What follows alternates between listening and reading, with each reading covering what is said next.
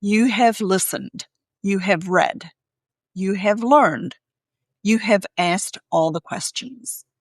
You may understand more about dementia now than you ever expected to know.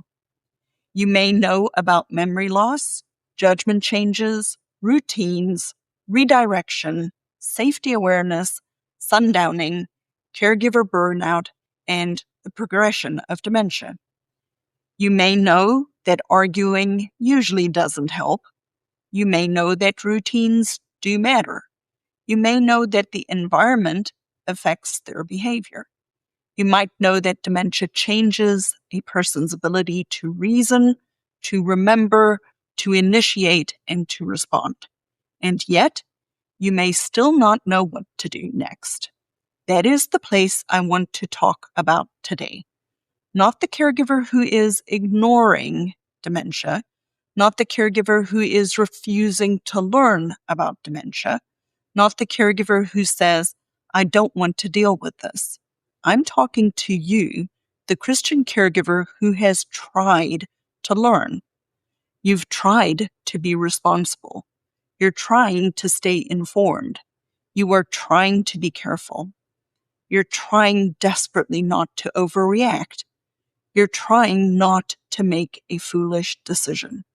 And you're trying not to dishonor your parent, your spouse, or the person that God has placed in your care. But even with all that you have learned, something still is unclear. Maybe it happened again this week. Maybe it was small. Maybe it wasn't a crisis. Maybe nobody else would even understand why it bothered you, but it stayed with you. The keys went missing again. The medicine was confused again. The same question came up again. The bank account had to be explained again. The bed was wet again. The appointment fell apart again. The evening became difficult again. The food in the refrigerator didn't make any sense again. Your story has changed again. The care arrangement that worked last month and the month before did not quite work this week, and you thought, I should know what to do by now. Hey, Christian Care Companion, welcome back to Dementia Caregiver Support for Christians. I'm Lizette Cluta, recovering healthcare provider, family caregiver, and a pastor's wife. If your caregiving situation keeps changing and what used to work no longer works well, go to dignicarebydesign.com/start and complete the Determining What Needs to Happen Next assessment. This will help you to begin to name what has changed and what kind of response might now be required. Today, we are asking this question. How can Christian caregivers know so much about dementia and still feel stuck? The answer is not that learning is bad. Learning is good. Information is good. Dementia education is good. I'm not against these articles, podcasts, books, courses, doctors, therapists, or wise counsel. In many caregiving situations, information is exactly what helps you stop reacting and begin to see more clearly. But there comes a point where information has done what information can do. And when that point, the problem is no longer that we lack information. The situation now requires application of information. And that is the difference I want you to hear today. Information tells you what can happen. Application asks you, what is happening here? Information tells you that dementia can affect their judgment. Application asks, is this judgment change now affecting their driving, their money management, the ability to take medication, their safety, or being alone? Information will tell you that routines help. Application of information asks, which part of the routine is no longer working reliably? Information will tell you that repeated questions are common. The application asks you, is this just a repeated question, or is this showing that the person can no longer hold information needed to make a decision? Information tells you that caregiver stress is real. Application asks you, has my capacity for caregiving changed enough that things now have to change? Information gives you categories. Application requires interpretation. And that is where many responsible Christian caregivers get stuck. They're not stuck because they haven't tried to learn. They are stuck because their situation keeps changing, and the information that they have gathered has not been applied to the actual situation they're dealing with. Let me make this concrete. Maybe months ago, you learned that arguing with a person with dementia doesn't usually help, and that helped you. You stopped correcting every mistake. You stopped trying to explain every detail. You learned redirection. You learned to pause. You learned to soften your tone. And that was real growth. But now something else has changed. Your husband is no longer just asking where the next appointment is. Now he's refusing to get in the car, or he's getting angry because he believes the appointment was hidden from him. Or he says to you, you're trying to control him.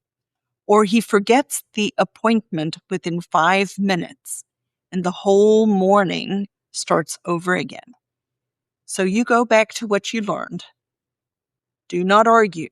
Redirect. Use a calm voice. Keep a routine. But it still doesn't hold. And now you feel stuck. Not because the information was wrong. The information was probably right. But the situation is different. You are no longer simply asking, how do I respond to a repeated question? You might now be asking, can this person still participate in our plan the way he used to? That's a different question. Or maybe you learned independence matters. You learned that people with dementia need to be supported to do what they can still do. And that is true. But now your mom is still living alone, and the small things are adding up. The milk is spoiled. The medication box wasn't right. The mail was left unopened. The stove was left on once. She called you 3 times about the same bill, and she insists everything is fine. None of those things by itself may feel like enough to, quote, force a major decision. But together, they are like stones in your shoe. Small enough that you keep walking, but uncomfortable enough that you cannot ignore them. You keep thinking about them. You keep asking things like, is this just normal forgetfulness? Is this just a bad week? Is this still okay? Am I overreacting? Am I missing something? Do I need to learn more before I do anything? And that is the stuck place. It is not always one dramatic crisis. Sometimes it's a constant small change. Something keeps shifting. Something no longer quite works the way it did. Something that used to be simple now takes 3 conversations. Something that used to be safe now depends on you checking. Something that used to be reliable now needs to be double checked. Something that used to be their responsibility has quietly become yours. And because each change is small, you hesitate to name it. You want to be careful. You want enough evidence. You don't want to overstate the problem. You don't want to take over too soon. You definitely don't want to dishonor them. You do not want to act out of fear. You do not want to make a decision that you will regret. So you learn more. You read more. You listen more. You ask more. You search for the phrase that will finally tell you what all of this means. But the issue may no longer be, what else can I learn? The issue may now be, what is actually happening here and what is required now? That is the threshold. The situation has moved from information to application of information. And that movement can feel very uncomfortable for a Christian caregiver because application of information carries responsibility. When we're learning, you are gathering. When you're applying, you're beginning to name something that is required.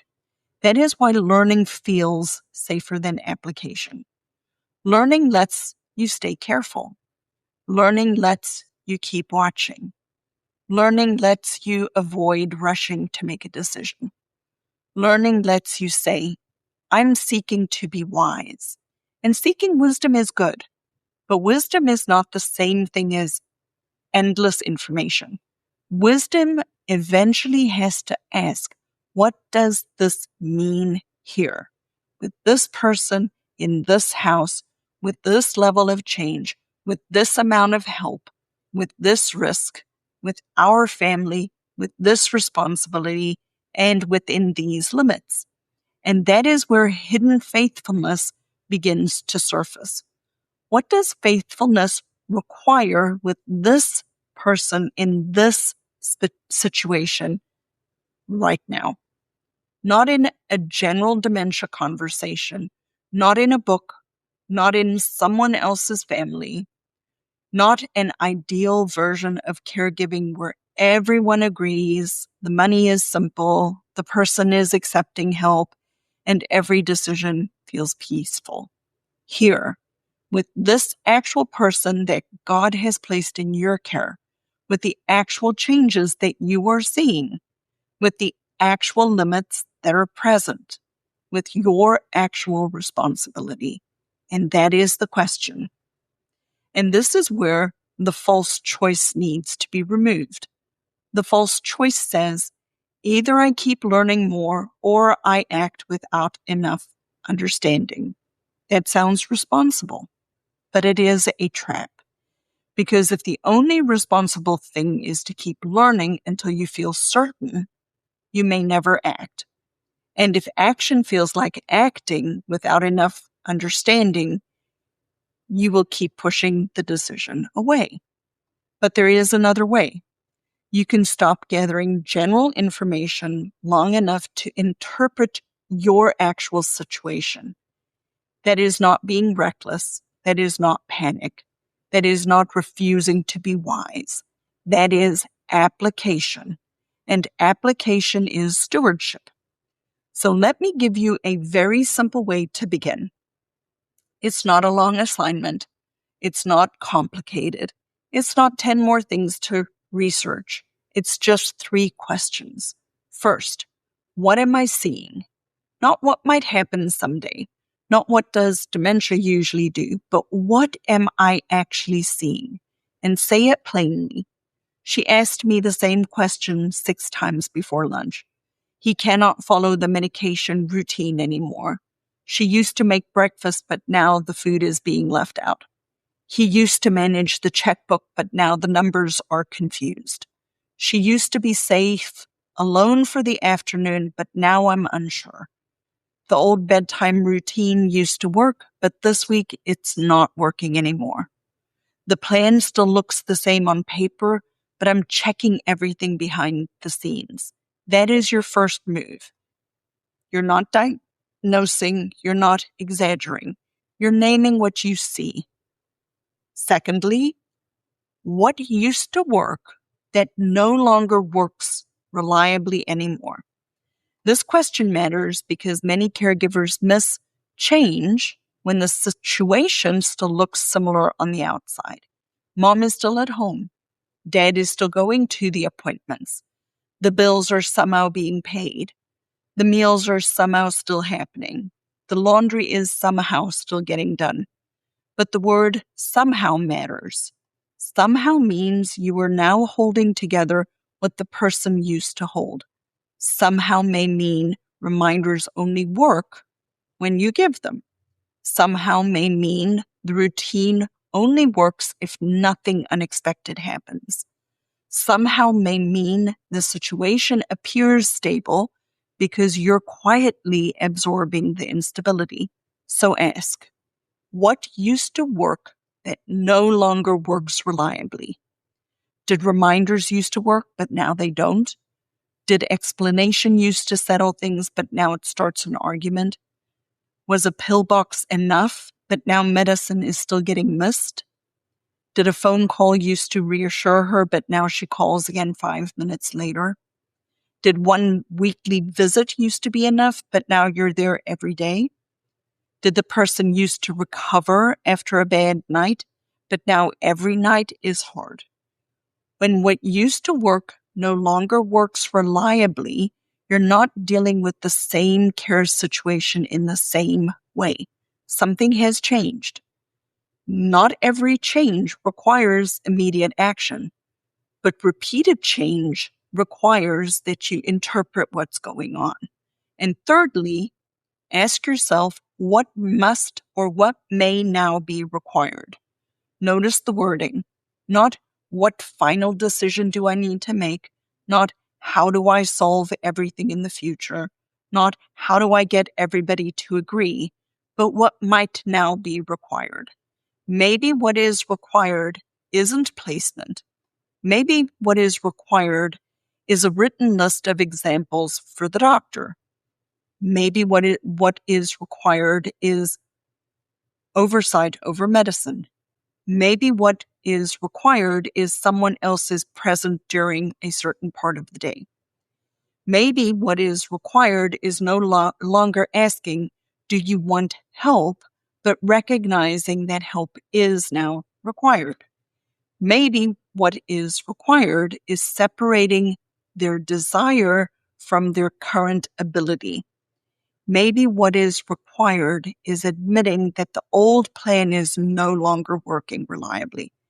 The first faithful response is not often our final plan. Sometimes the first faithful response is simply to stop treating change as random, to stop saying, maybe this isn't anything, when it happens again and again in different ways, to stop asking, what else can I learn? And to begin asking, what is actually happening here? And what is required of us now? This is not to reject learning more. This is the proper use of using what you've learned. Information is meant to serve application. It is not meant to be a thing that hides us from our responsibility. And I say that carefully because I know many Christian caregivers are not hiding from their responsibility. They're not lazy. They are hesitating because they're afraid to make the wrong decision. They are hesitating because they care. They're trying not to make a decision out of fear, pressure, resentment, convenience, or panic. And all of that matters. But Christian faithfulness does not require you to wait until you know everything. You and I are not God. We do not see the whole future. We cannot remove every risk. We cannot make dementia predictable. You cannot guarantee yourself that every decision is going to feel peaceful. You cannot get every family member to understand. We are not called to be omniscient. We are called to be faithful. And faithfulness begins with seeing what is true. A Christian does not honor God by pretending our situation hasn't changed. A Christian does not love a dependent person by refusing to see and to name reality. Love sees. Love tells the truth. Love receives responsibility. Love acts within limits. Love does not require control over the outcome. Love requires attention to what God has placed in front of you. So, if you are the caregiver who has listened, read, learned, and asked all the questions, and you still don't know what to do next, I want to stop you for a minute. Do not shame yourself. Do not say, I should have figured this out by now. Do not make this into another research project. Instead, write down one sentence. What I am seeing is, then write the next sentence. What used to work, but what is no longer working reliably is, and then write the third sentence. What may now be required is. You might not know the full answer yet, and that is okay. The purpose is not to solve your whole care situation in those 3 sentences. The purpose is to help you move from information to application, because content alone, information alone, will eventually reach its limit. Another article explains dementia. Another podcast describes a pattern. Another course can teach you a principle. But a changing situation has to be interpreted. Your person, your situation, right now. That is where faithful caregiving becomes specific. And that is where general information needs to become an ordered response. And that is often where a responsible Christian caregiver needs help. Not because you haven't tried, not because you haven't learned enough, but because the situation keeps changing. And you should not have to interpret every changing caregiving situation by yourself. If you are caregiving and it keeps changing, and what used to work no longer works reliably, I invite you to go to dignicarebydesign.com/start and complete your determine what needs to happen next assessment. It will help you begin by naming what has changed and what kind of response might now be required in your situation. Bring the small changes. Bring those stone in the shoe questions. Bring what you've noticed. Bring what used to work. Bring what no longer works reliably. This assessment will help you begin naming what is happening, what is changed, and what kind of response may now be required. And remember, we are not called to know everything. You are called to be faithful. And faithfulness begins with seeing what is true. And as I try to remember to end all of these episodes, may the Lord bless you and keep you, and I will see you in the next episode.